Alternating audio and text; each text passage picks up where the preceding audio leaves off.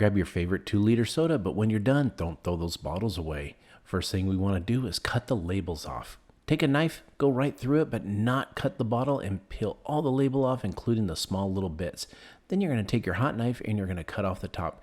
Be very careful. This hot knife is hot, but you want to go all the way through and off it comes. Next, I'm going to fill it with a few little pebbles to give it some weight, because the next step is I'm going to paint it.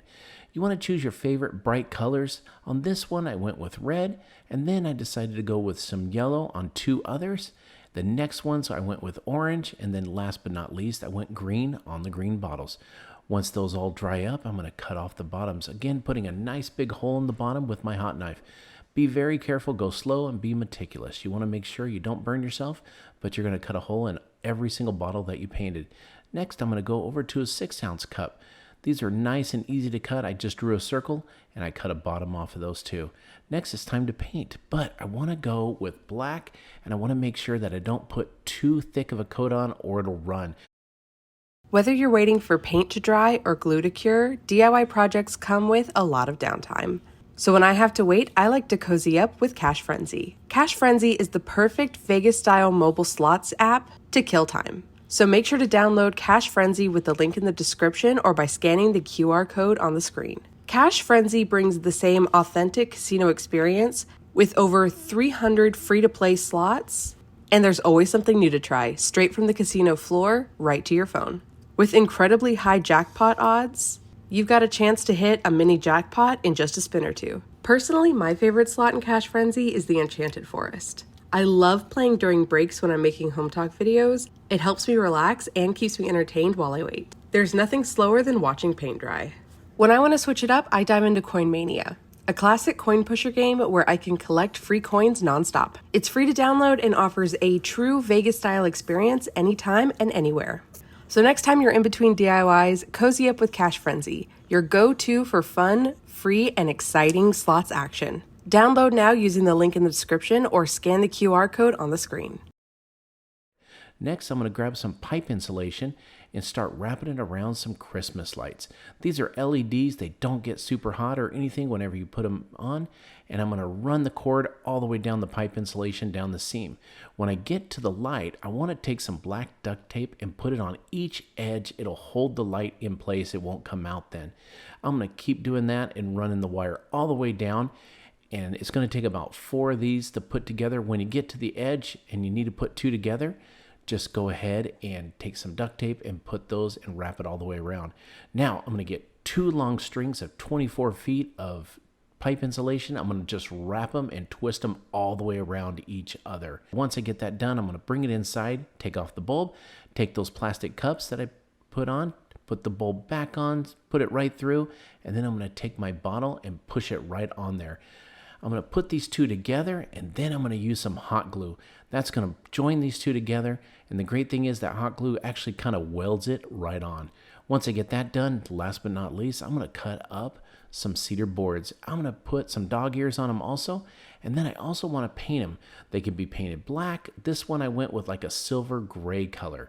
Once I get that all painted and dried, I'm going to mark a circle with my cap from my spray paint, and I'm going to paint some black on there and make some nice circles on both sides on 2 of these pieces. Then I'm going to take some scrap wood and I'm going to paint this black. I'm going to get it nice and good. I had to put 2 coats on here to make sure I got a nice even coverage.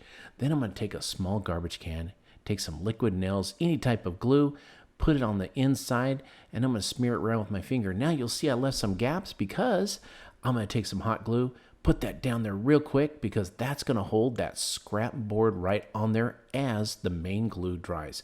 Once I get that together, I'm going to put it on the bottom of my string lights, and look at this. I have got a huge giant Christmas string lights. Don't they look awesome? They look almost exactly like the originals. There's my plug, and I put the lights all the way through on the 2-liter bottles, and they light up just perfectly. I love them. It's a great yard decor. I hope this inspired you to not throw those 2-liter bottles away and to make your own giant string lights. For today's project, we're going to start with a 3-inch piece of round wood. Now, you can use plastic pipe for this, but I'm going to use wood, and I'll show you why. First piece I'm going to cut is 30 inches long. That's going to be my long piece, and I also want to cut a little bit shorter at 24 inches. I will go ahead and cut that. I have a miter saw, makes it easy. I'm also going to use a 16-inch piece of board for the base, but this base is where I'm going to need to drill 2 pilot holes. I'm going to use a drill bit that's just smaller than the screws. Using the same size drill bit, I'm going to drill down the middle of the 2 round boards on each one. We're going to take the wood screw, it's about 2.5 inches long, and we're going to barely put it through the board. I'll show you where. We want just the tip to show because that helps line it up with our posts. We're going to put 2 of these screws in to start, and then we're going to line it up with our pilot hole that we drilled on the round posts.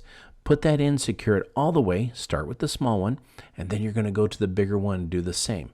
Once you get that secured, look at this. It's actually super strong and holding up just like we need. Next, we're going to take it outside and we're going to spray paint it. We're going to do either a white or an off-white. There's a reason I'm using spray paint and not just regular household paint, because I want some of this wood grain to show through. The next step is I'm going to take some hot glue. Now, what I'm going to do is put this on here, and the hotter the glue is, the bigger and longer it's going to drip down the side. Now, you're probably wondering why I didn't paint this afterwards. Well, look at this. Once that hot glue dries, look at that color. It looks like melted wax. Next, we're going to grab an oversized Easter egg. We're going to need the base of this, and we're going to do the same with the hot glue. Put it on the bottom, and we're going to secure it to the post. Take that same drill bit that we used earlier and put a drill hole right in the back, what we'll consider the back. These fairy lights are great. We're going to unravel it and pull it all the way through that hole because we want all these lights to be inside this Easter egg. We've got to secure the switch to the back. Again, just takes a little bit of hot glue. Make sure you don't burn yourself and just secure it right to the back. In about 10 to 15 seconds, it sets up. Then we got to take all the light strands and put them inside. Don't push them down too far. We want them to pop up after we're done. So secure the top. Let's decorate it with a bow and some holly or anything you want to make it look good. Light it up and look at that. These are our 2 oversized candlesticks. I think they turned out just amazing and they sit up nice and secure. And guess what? You can also use them outside. But when the lights go out, look at this. It just glows and looks like a great, wonderful candlestick, perfect for the holiday season. I hope this inspired you to build your own oversized candlesticks. Thank you for watching Hometalk, and we'll catch you next time. With the holiday season around, it's time to head to Dollar Tree and grab some of these inexpensive foam boards. In fact, first thing I got to do is put all of the foam that I have up against the window. I'm going to lay it on its side or straight up. It's going to give me kind of an idea of what I want to do. This one is a snowman. I did a silhouette with a projector and just put it right across the first foam board. Just outline all of it right around the edges. Doesn't have to be perfect, but we want to get a good outline, and that way it's easier to cut out. Place some cardboard under the foam board, and you can use an X-Acto knife or any kind of razor knife to cut through. Best thing to do is go slow, be careful, these knives are sharp. Just go ahead and start cutting all the way around the edges.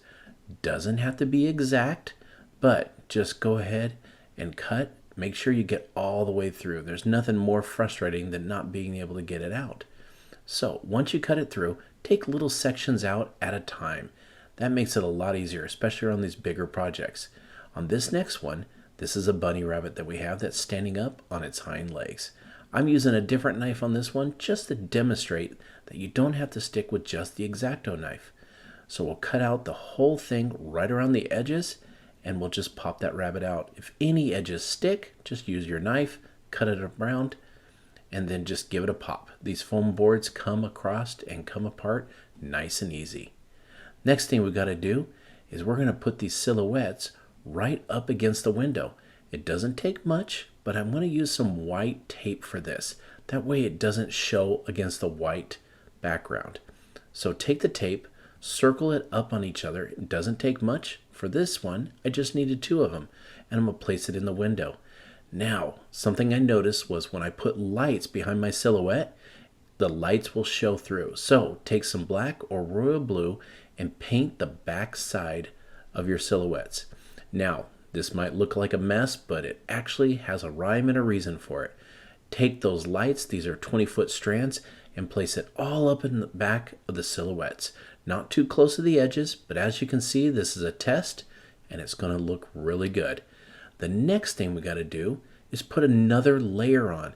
I took 4 pieces of the foam board, put them together with white tape, then did a cutout of a large Christmas tree, and then put it on there. Now this one doesn't stick exactly against the window, but holds up a little bit because we're going to put a little bit of a shadow in there. Once we do this, we're going to head outside and we're going to see what it looks like with it lit up. So here we go. With the lights on, you can see it. We added a little bit of blue behind the Christmas tree. There it is. And look at this. So amazing. Just lights it up for everybody out on the street to see. I hope this inspired you to build your own holiday window silhouette. Thanks for watching Home Talk, and we'll see you next time.